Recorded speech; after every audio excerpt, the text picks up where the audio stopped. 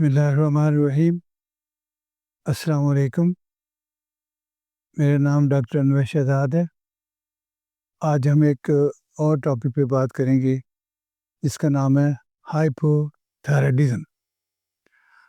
इसकी बैकग्राउंड में हम ये देखेंगे कि हमारी बॉडी में कुछ चीज़ें, जैसे हमने पहले भी जिक्र किया, कंट्रोल होती हैं नर्वस सिस्टम से, और कुछ जो है वो फिर रेगुलेट होती हैं हार्मोन से। यानी ये वो कीमियाई मादे होते हैं, हार्मोन्स, जो किसी हदूद से निकलते हैं और अपनी ख़ास जगह पे जाके जहाँ रिसेप्टर्स होते हैं वहाँ अमल करते हैं, और यूँ वो मुतल्लिका जो पार्ट होता है जहाँ जाके इन्होंने अमल करना होता है वो उसके ज़रूरत के मुताबिक, या जो उसको कमांड होती है उसके मुताबिक वो अमल करता है। तो हमारे जिस्म में एक चीज़ होती है जिसे कहते हैं थायराइड। थायराइड जो है वो गर्दन के सामने यहाँ पे एक ग्लैंड होता है, गदूद होती है, जो नॉर्मली इतना नज़र नहीं आता, लेकिन अगर हम थूक निकलें तो थोड़ी उसकी मूवमेंट नज़र आती है, या वो किसी बीमारी की वजह से बढ़ जाए तो नज़र आता है। जब बढ़ जाता है, ख़ास तौर पे आयोडीन डेफिशिएंसी से, तो उसे गिलट की बीमारी कहते हैं। यानी कि जो जो ये थायराइड हार्मोन है, थायराइड ग्लैंड है, इससे थायराइड हार्मोन पैदा होता है जिसको कहते हैं थायरॉक्सिन। वो दो तरह से होता है, एक T4 T3, जो ज़रूरत के मुताबिक इससे ख़ारिज होता है। अब इस हार्मोन का, या थायरॉक्सिन का जो फंक्शन है बॉडी में, वो बहुत ही अहम है कि ये हमारी बॉडी में मेटाबॉलिज्म को जो है रेगुलेट करता है। कि मेटाबॉलिज्म का मतलब ये है कि हमारी बॉडी में जो ग्लूकोज़ है और वो जो है इस्तेमाल होता है एनर्जी प्रोवाइड करने के लिए। यानी हमारी बॉडी में जितने भी फंक्शंस होते हैं, या सेल्स के अंदर भी फंक्शन होते हैं, यानी कि हमारी मूवमेंट है और हमारा हर चीज़, वो जो है वो मेटाबॉलिज्म से जो एनर्जी पैदा होती है उसके ज़रिए होती है। यानी जो कार्बोहाइड्रेट है, जैसे ग्लूकोज है, वो जब ब्लड में होता है या ब्लड शुगर होती है, तो वो जो है मेटाबोलाइज होता है, यानी वो इस्तेमाल होता है, और उससे एनर्जी बनती है या कैलोरीज बनती हैं, जो कि बॉडी के सेल्स को और पूरी बॉडी को ओवरऑल फंक्शन करने में एनर्जी प्रोवाइड करती है। तो अगर ये एनर्जी नहीं होगी तो सेल्स और बॉडी जो है वो फंक्शन नहीं करेंगे, तो इस तरह बॉडी जो है वो डैमेज हो जाएगी और कॉम्प्लिकेशंस होंगी। तो गोया मेटाबॉलिज्म से आप यूँ समझ सकते हैं कि जो जिस्म के अंदर जो एनर्जी पैदा होती है ग्लूकोज से ख़ास तौर पर, और जो इससे रिलेटेड दूसरे प्रोसेस होते हैं, वो उसे मेटाबॉलिज्म कहेंगे। मेटाबॉलिज्म से एक तो एनर्जी जो पैदा होती है वो हमारे बॉडी के फंक्शंस में हेल्प करती है, और साथ ही साथ जो है वो हीट प्रोडक्शन भी होती है, यानी जो इसका बाई प्रोडक्ट होता है। तो वो हीट जो है हमारी बॉडी को के टेम्परेचर को मेंटेन करने में मदद देती है, और जो है एक ख़ास टेम्परेचर, चूँकि ये भी हम वाज़ेह कर दें कि हमारी बॉडी के अंदर जो मेटाबॉलिज्म है, जो प्रोसेसेस हो रहे होते हैं, वो एक ख़ास टेम्परेचर की रेंज है उसमें हो रहे होते हैं। उससे कम टेम्परेचर पे वो नहीं होंगे, और उससे ज़्यादा टेम्परेचर पे वो नहीं होंगे। तो यूँ करके, यानी कि ये इंतहाई ज़रूरी है कि मेटाबॉलिज्म को भी समझा जाए, यानी कि ग्लूकोज जो है वो, और जो है उससे एनर्जी पैदा हो, और ये जो है एक जो हम थायरॉक्सिन, जो हमारे जिस्म में एक हार्मोन पैदा होता है थायराइड से, वो जो है पूरी बॉडी में जाता है ब्लड के ज़रिए से। तो इसमें जो है ना एक बात जो होती है वो, कि T4 जो है वो T3 में कन्वर्ट होती है, और T3 जो है एक्टिव फॉर्म है। T4 जो है वो T3 में कन्वर्ट होके ही काम करती है।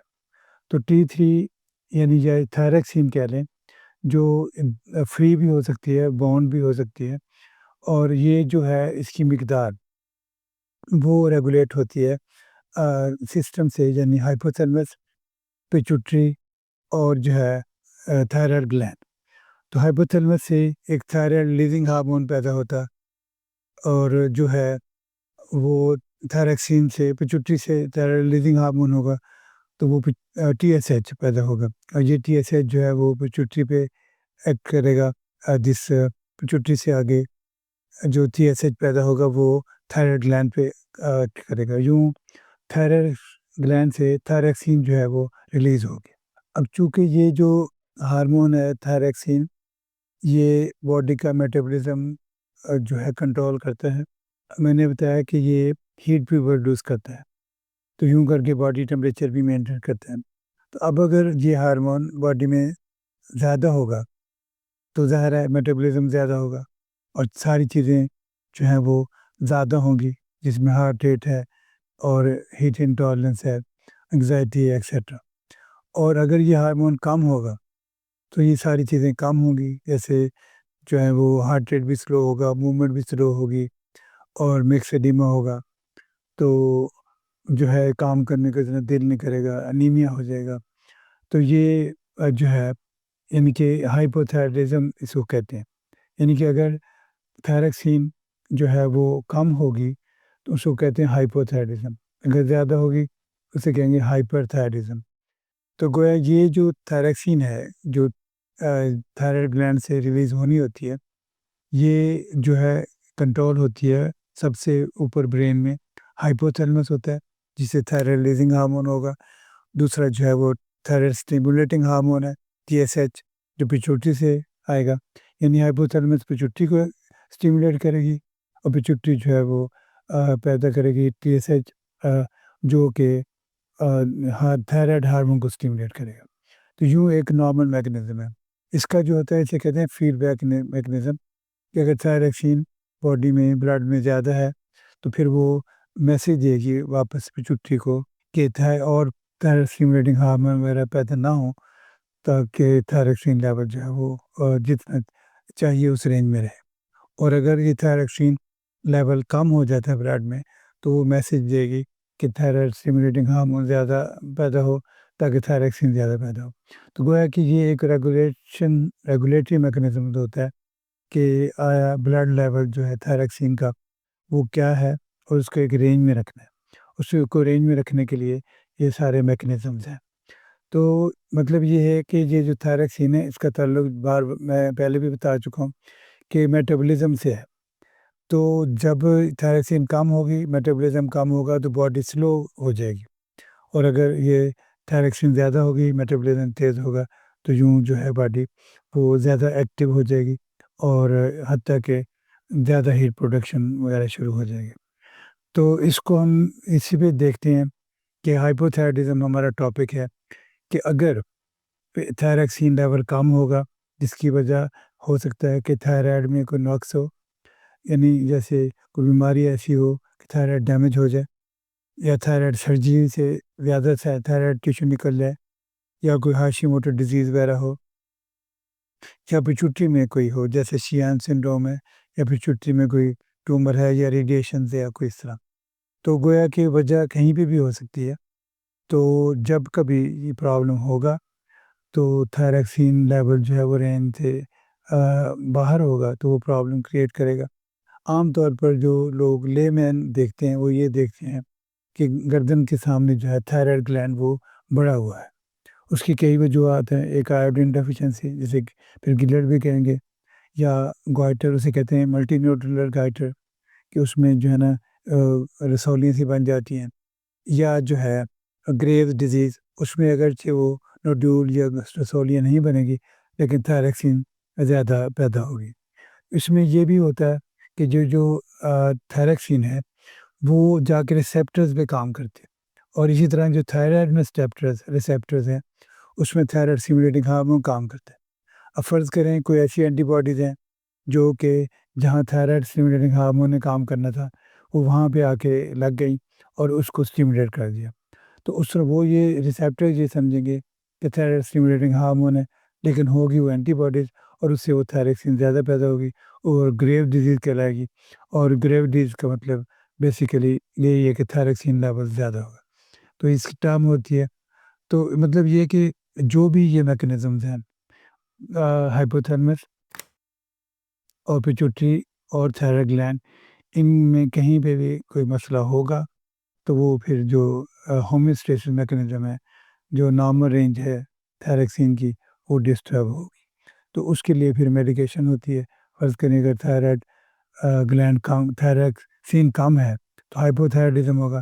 ہائپوتھائرائڈزم میں جو ہے نا وہ اس کی جو ہے سلو ہوگی ہر چیز، میکسیڈیما ہوگا، انیمیا ہوگا، وائس ہورس ہو جائے گی، اور وہ فٹیگ ہوگا، کام کرنے کو دل نہیں کرے گا، حتیٰ کہ گلیکٹوریا ہو جائے گا اور انفرٹیلیٹی ہو جائے گی۔ تو اس کو پھر اگر یہ ڈائگنوسس ہو جاتا ہے تو پھر ہم تھائرکسین، لیووتھائرکسین دیتے ہیں جتنی ضرورت ہوتی ہے، اور تاکہ یہ ہے کہ اس کا تھائرکسین پوری ہو جائے اور جو اس کی باڈی ہے وہ نارمل فنکشن کرنا شروع کر دے۔ اب یہ بھی ہوتا ہے کہ جب پریگنسی ہوتی ہے تو اس میں تھوڑا تھائرکسین زیادہ چاہیے ہوتی ہے، اور اگر ہائپوتھائرائڈزم ہوگا تو اس کے لیے جو تھائرکسین لے رہے ہوں گے اس کی ڈوز تھوڑی بڑھانی پڑ سکتی ہے۔ یہ بہت ضروری ہے کیونکہ جب پریگنسی ہوتی ہے تو بیبی کو دماغ کی جو برین ہے اس کی ڈیولپمنٹ کے لیے تھائرکسین ضروری ہے، جو کہ مدر سے آئے گی۔ تو پھر یہ شروع میں، بعد میں وہ اپنی پہ ریڈکشن بھی ہو سکتی ہے، تو لہٰذا یہ بہت زیادہ احتیاط کرنی پڑتی ہے۔ اگر کوئی جو ماں تھائرکسین لے رہی ہے تو اس کی ڈوز تھوڑی سی بڑھانی پڑے گی تاکہ بیبی کی برین کی ڈیولپمنٹ ہو جائے۔ تو گویا کوئی یہ چیزیں بظاہر دیکھنے میں چھوٹی چھوٹی لگتی ہوتی ہیں، لیکن ان کے بعد کا اثرات لائف لانگ ہوتے ہیں اور پرماننٹ بھی ہو سکتے ہیں۔ اس لحاظ سے یہ چیزیں اگر آپ کو دائیں بائیں نظر آئیں یا اپنا فیملی فزیشین، آپ کو کوئی پرابلم ہو کہ فٹیگ ہے، کام کرنے کو دل نہیں کرتا، یا جسم جو ہے وہ پھولتا جا رہا ہے اور خون کی کمی ہو گئی ہے، تو پھر آپ اپنے فیملی فزیشین کے پاس جائیں۔ وہ آپ کو یا خود ٹریٹ کرے گا یا آپ کو جو ہے نا انڈوکرائنالوجسٹ کے پاس ریفر کر دے گا۔ اس کے ساتھ ہی آپ سے درخواست ہے کہ ہمارے چینل سبسکرائب کریں، لائک کریں اور شیئر کریں۔ شکریہ، السلام علیکم۔